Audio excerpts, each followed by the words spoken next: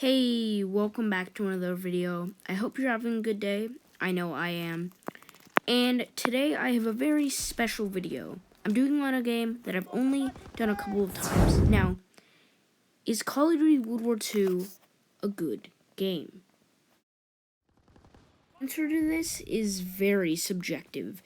And to be completely honest, you really either love it or hate it. If you're really doing it for historical accuracy, I don't recommend it. The campaign is quite good, but I will talk about that a bit later. Right now, I will talk about the multiplayer. So the first thing, and probably the most important thing, is the map design. And the map I'm playing on in the background footage is Gustav Campton, and for a lot of people, it's considered the best map in the entire game. To be completely honest, they're not far off. It is the only open map in the game, and I think that's kind of sad. So, as you can see, it's quite open. It's quite small, but it's quite open.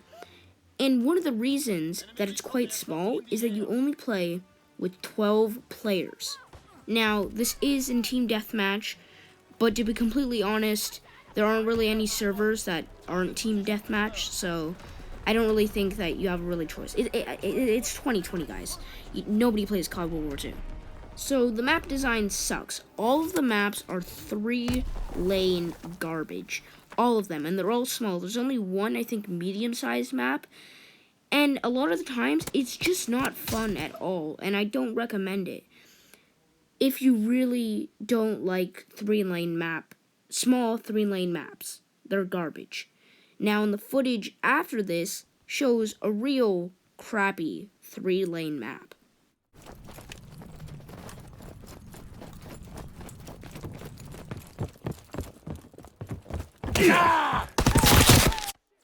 Fine, I'll just keep talking.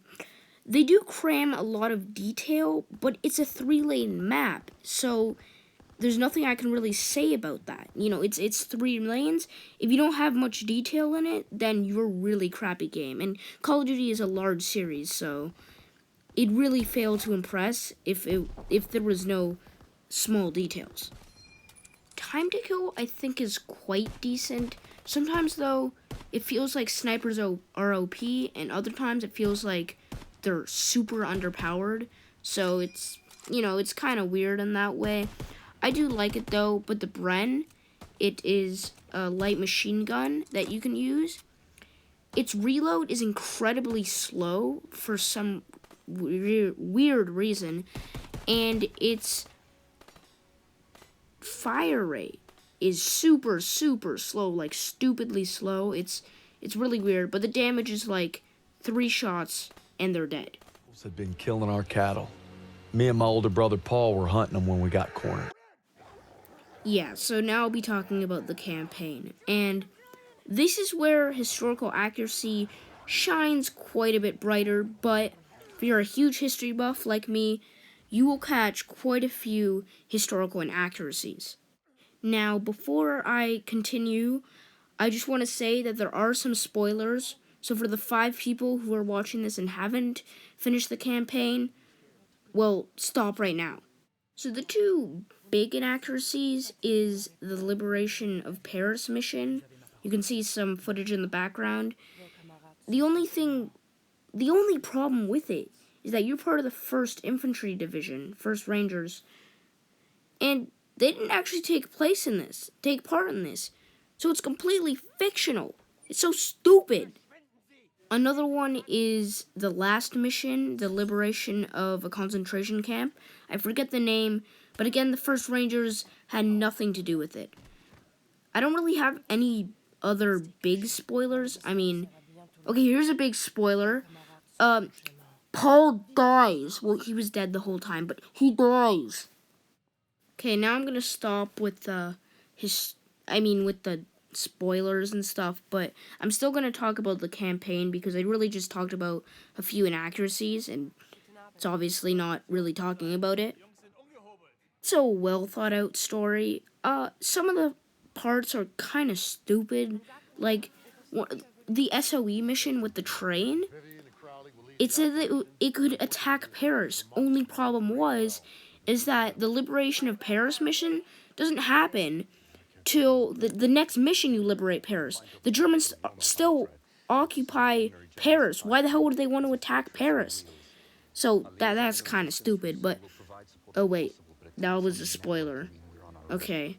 But yeah, so all that stuff is kind of stupid, but it's a good campaign at its core, and I do like it, and I do recommend it. If you play Call of Duty World War II, play the campaign, please. You see, like, oh, 2% of people finish the last mission. That's not correct. I'm pretty sure it's like 43%, but it's not enough. So overall, what do I think of the game? And I think it's a pretty decent game. Its graphics are pretty good. It is not up to par with Battlefield 1, which came out a year earlier. So, that's kind of odd. But it was a huge leap forward from, I think, Infinite Warfare came before it. So, the graphics definitely aren't terrible. On a scale of 1 to 10, 1 being it's the worst game ever, 10 being it's amazing, like best game ever, great graphics, great story, great everything, I'm going to give it a 7. Its graphics, although they're good, and I just said they're good, they weren't up to par with the 2017 standards, especially for how big Activision is. I was about to say DICE. So anyways, I hope you agree. I hope you enjoyed. Like, subscribe, and I'll be posting a whole lot more. See ya.